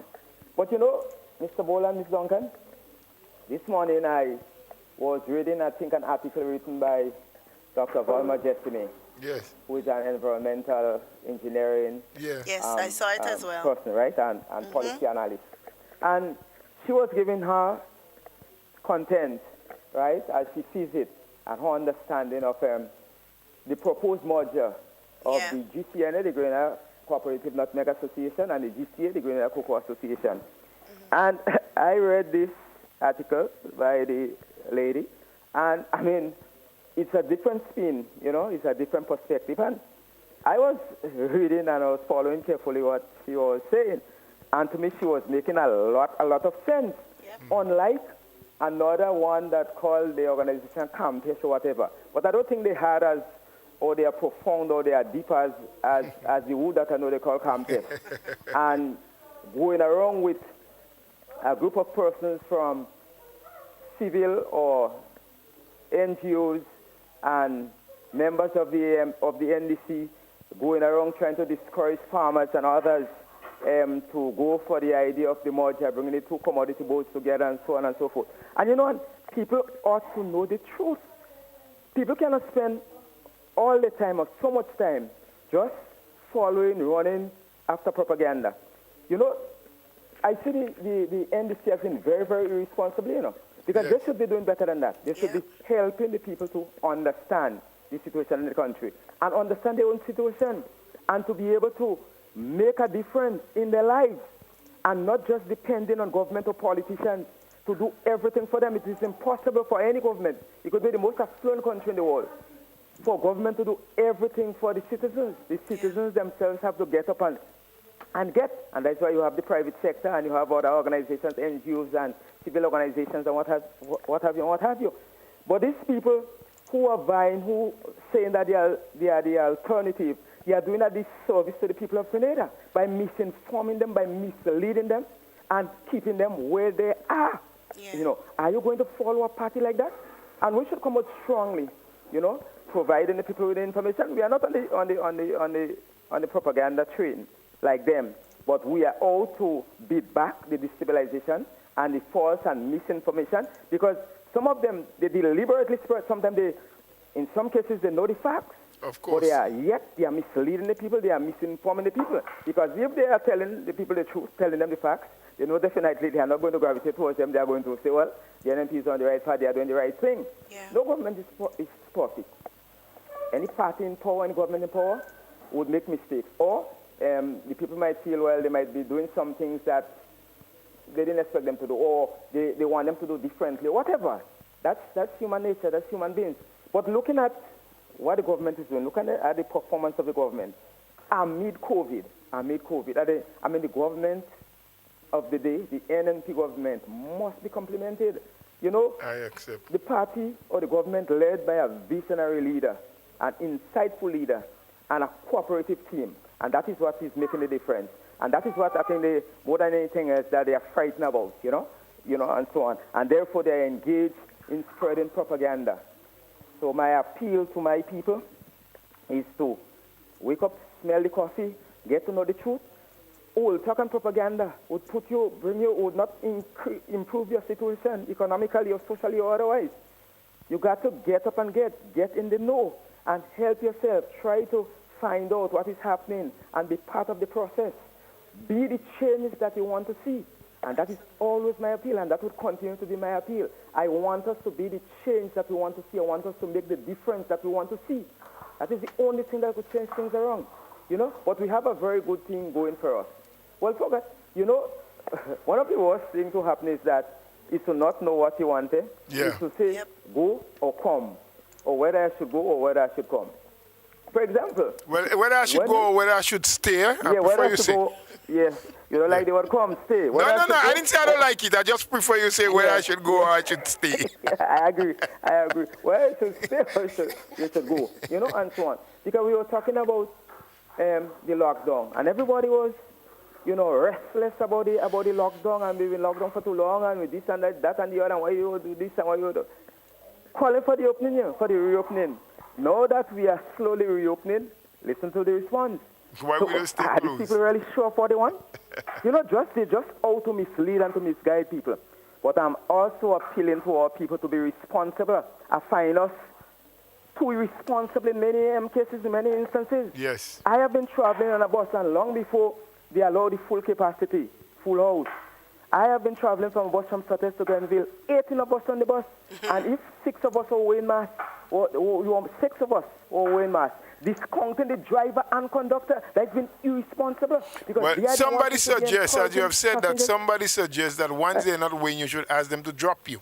Yeah. If everybody start, as you say, being more responsible, wearing their masks and seeing people without masks, say, I'm not going with your bus because you have people on without masks. And it was the bus drivers that were saying, look, it's economically difficult for us to operate without full capacity. Yeah. Now the powers that be say, okay, we looked at it, we analyzed it, we look at the risk involved. Now you can go full capacity, but ensure that you, your conductor, and every passenger wear the mask. And they don't care. They behave as though, you know, it's normal time. What it should be. We have to be responsible. We cannot be that irresponsible. And sometimes it gets to me. It annoys me. We're supposed to know better as parents. Come on. That's what example are we setting? You know, it's like we're living in normal times. Yes. You know, people are ignoring the protocols and so on and so forth. You know, so my appeal is that people, let us be responsible and let us play our part. Let us play our role, and we will be amazed to see the changes that would happen. Thank you very much. Thank you. And I think that should was be our our last caller. Yes, I don't know if we could take another one. But I know you want to play something, but before you do, Ms. Duncan. No, well, I wouldn't play it tonight. I'll leave it for Monday. Because for Monday, yes. We need to be able to talk around it, and we don't have the time. Right. Yeah. But let me there was that caller who we lost who was very aggravated, I believe, and so something about Tam Sisi. What I was about to say to the caller is, look, I don't have the list in front of me. I know that there are 51 schools that are down for some minor repairs. There are several others that have major works to be done. Some have started, some will soon start. So I cannot say whether Tam Sisi is part of that list or not.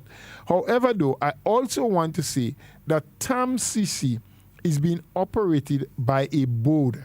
There is a board, there is a college board who deals with all the fees and collection of fees, and government gives a subvention to the school to help it operate. So in other words, Tam Sisi is like a parastatal organization. It is not totally under government control, but government gives assistance.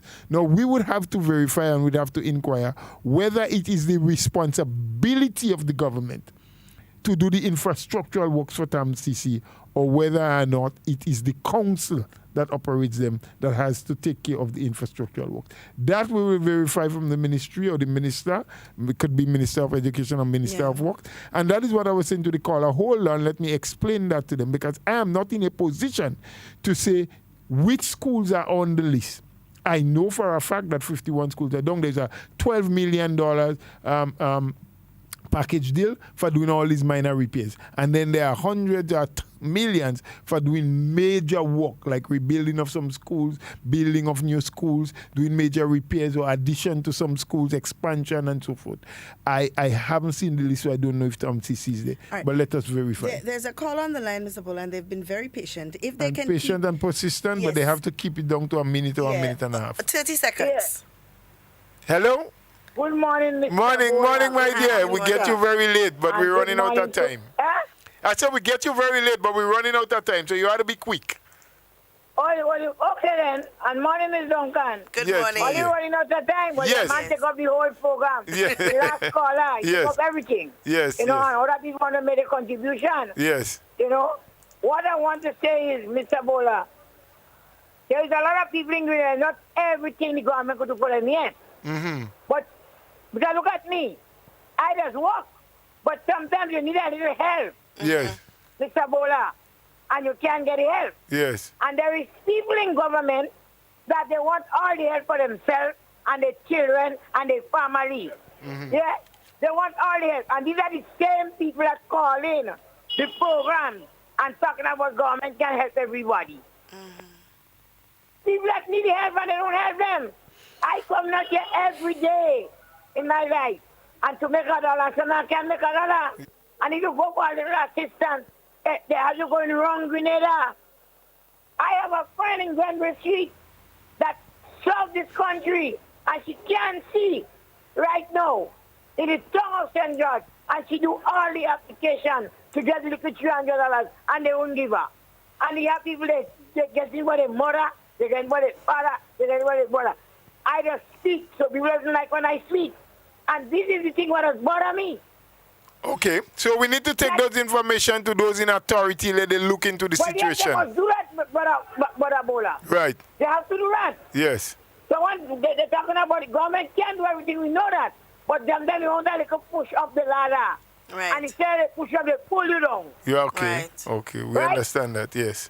And this, let me tell you before you go, this next election that's coming, there's going to be a real tough one, you know. Yes, we understand. Because Grenadians stuck in. Are they on the ground, you know? Yes. Are they on the ground, Brother Bola? And Grenadians stuck in, you know. So the politicians have to come real good. And they don't want no $100 in their hand, eh? They used to get $100 in their hand? No, they don't want $100. They used to get that? No, I didn't used to get that. But No, well, I don't know. That's why I'm asking. I can never get 100 yet. I want one now. They're staying on the ground. Okay. Yeah. So I would like them to look into that. That lady put out all the applications. All right. You say someone in Green Street. I will talk to someone, Miss Kami, who can come to you and get the information. Yeah, they send them there. Let me send them by the human. Right. And then they look into that. To know yes, I understand. To get help. Right. Great. And those that are call and Barring government can do everything. The children get all the scholarship. The sister get this and the brother get that. Good. Grenada is a small place, you know. Right. Have a good weekend. You have a blessed one too. We'll give you a chance on Monday again. We want to thank everybody who made their contribution, whether you called or you just listened. We are happy to be expanding the HARDTALK family. We really do hope that you'll enjoy the rest of the Friday. Have a wonderful weekend. Be safe. And please, if you're going to travel on public transport, encourage the driver, the conductor, and all the passengers to wear the mask. Yeah. We just don't know when, we don't know where, or we don't know who. And we really do not want to see a reintroduction of COVID. We're trying to get back to where we was pre-COVID, but we have to do it carefully. And we need every one of you to understand and to cooperate for it to be a better day. Absolutely. Have a good weekend, Grenada. Take good care. Thank you very much. Guys, it's always been a pleasure being here with you. Of course, we've come to the end. We have to start listening to our friends in the diaspora and go all the way up to 12, you know. But we are at the end. We are at the end. Guys, it's always a pleasure being here with you. In whatever you say and whatever you do, be safe and be secure. We always want to be talking with you. We don't ever want to be talking about you. Please do enjoy the remainder of your day. And of course, have a very productive and safe weekend. Please stay tuned for the National Report. Up to date with all that's happening with the new national party, NNP. Send us a message via text or WhatsApp on 405-8683 with your name, email, and constituency. Stay in the know with NNP. Get updated. You're listening to Hard Talk Grenada via www.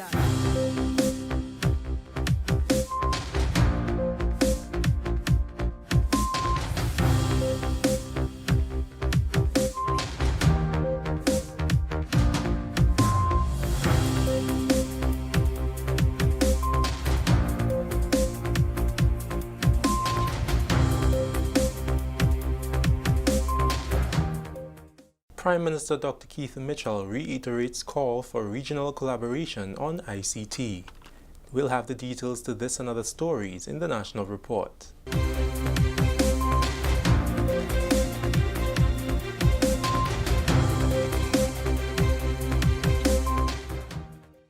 With the details to the news for Thursday, September 24th, 2020, I'm Delroy Louison. Prime Minister Dr. the Right Honorable Keith Mitchell has reiterated the need for Caribbean governments to work collaboratively on matters relating to ICT, including the CARICOM Single ICT Space. Addressing the 23rd General Conference of the Ministers of the Caribbean Telecommunications Union, CTU, Dr. Mitchell said, quote, "The COVID-19 pandemic has amplified the need for regional governments, corporations and institutions such as CARICOM and CTU to collaborate, shape and operationalize a common regional digital future. It can no longer be business as usual," unquote. Dr. Mitchell, who is lead head for science and technology, including ICT in the CARICOM Quasi-Cabinet, said it is through united purpose and actions that the region will achieve its greatest results. He lamented the lack of progress towards the CARICOM Single ICT Space. He added that it is now more than 3 years since the heads of government approved a vision and roadmap for the CARICOM Single ICT Space, but progress has been painfully slow. If the region is to emerge from this pandemic stronger, it is clear that the digital economy must play an increasingly significant role as a driver of economic growth and social transformation. The consensus is that COVID-19 has placed pressure on the region to accelerate the implementation of the CARICOM Single ICT Space and other technological initiatives. It is therefore regrettable that despite the efforts of the CTU and other entities thus far, the region is still a long way from achieving the single ICT space, due in part to the fact that the requisite human and financial resources for this important initiative have not been allocated. This is not good for us. The Grenadian leader signaled his intention to present to fellow CARICOM leaders at their next meeting a report prepared by the CTU which details recommendations for kickstarting the implementation of the CARICOM Single ICT Space. Dr. Mitchell also suggested that the region positions itself for a technological renaissance.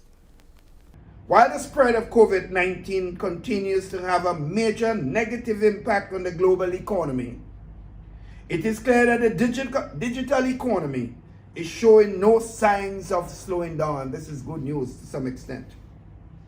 The pandemic has created an unprecedented and insatiable demand for technological solutions. The Caribbean therefore must position itself to be on the cutting edge of this technology. And it is organizations such as the CTU that will lead this regional technological renaissance. Sisters and brothers all, There is much work to be done.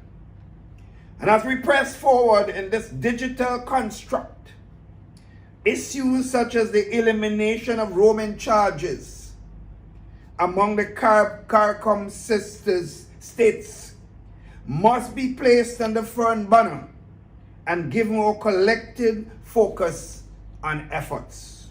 The CTU meeting held virtually was attended by ICT and telecommunications ministers from the organization's member states, officials from the CTU Secretariat, as well as representatives from telecommunications companies. Continuing the news, the Ministry of Education says it is working with the Caribbean Examinations Council to rectify the issue which resulted in some CAPE results being returned ungraded. A release from the ministry says several candidates received ungraded results due to an issue identified with incomplete SBA uploads and a glitch in CXC's SBA uploads automated response system.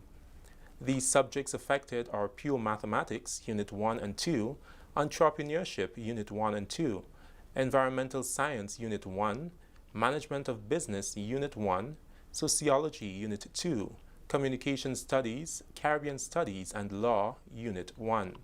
CXC has provided an additional support platform to the T.A. Marisha Community College, TAMCC, today, September 24th, to accommodate the uploading of the missing SBAs.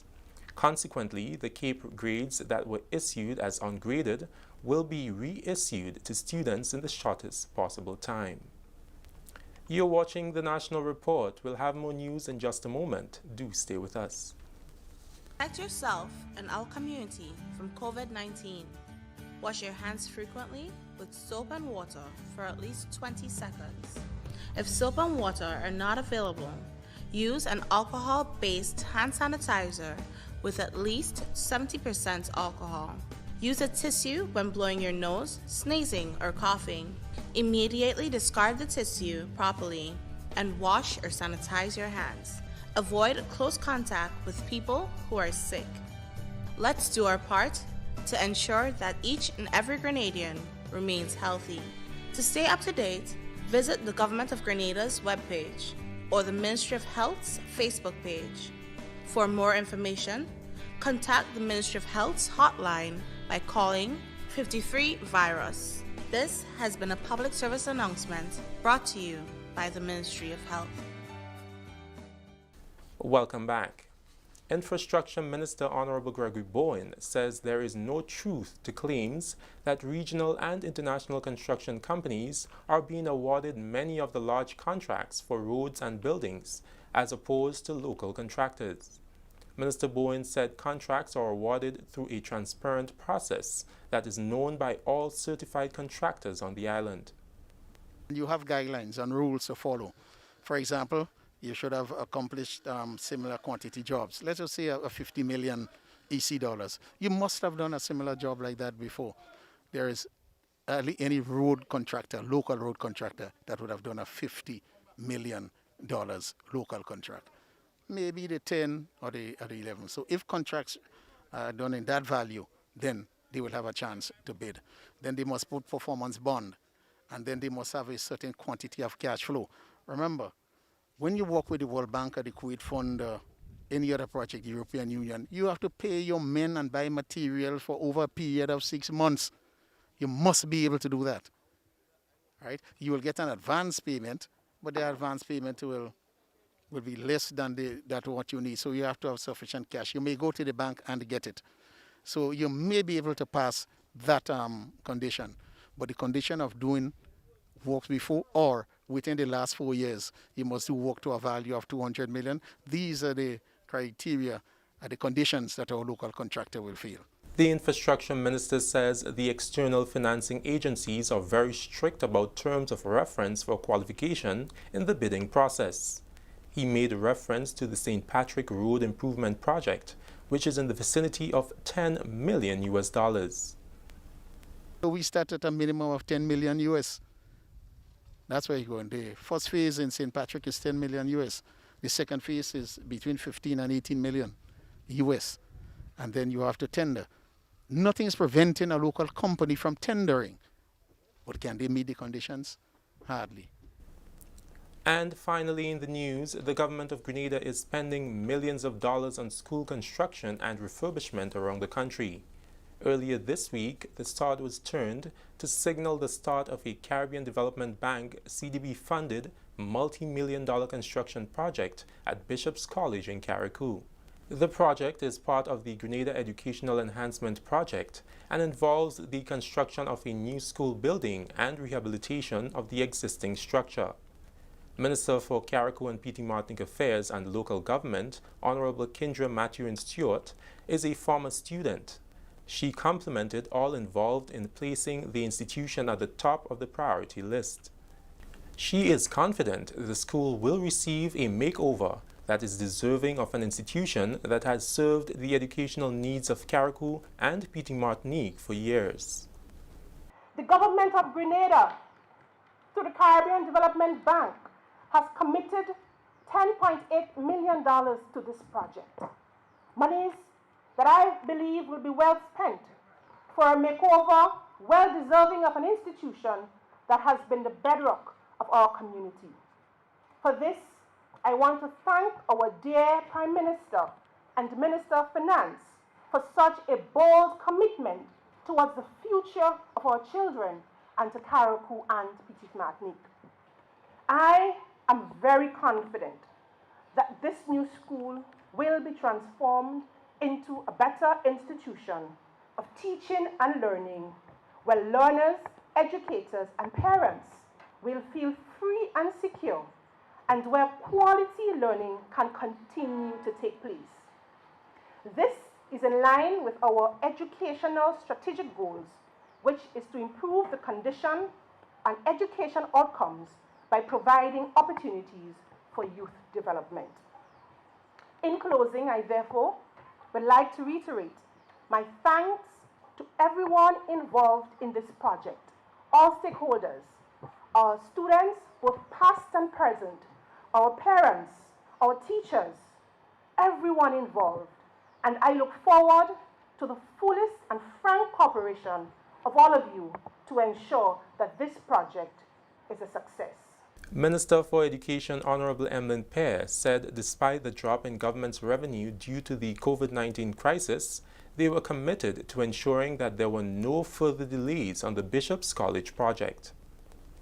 Of course, we know that we are in a crisis. Of course, we know that this is very challenging times.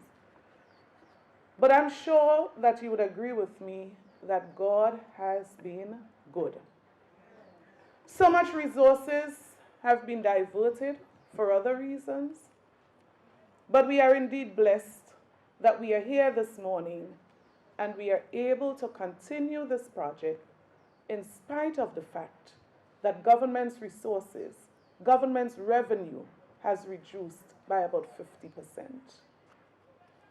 So as we experience this challenge, there is so much that we can celebrate, so much that we can be thankful for.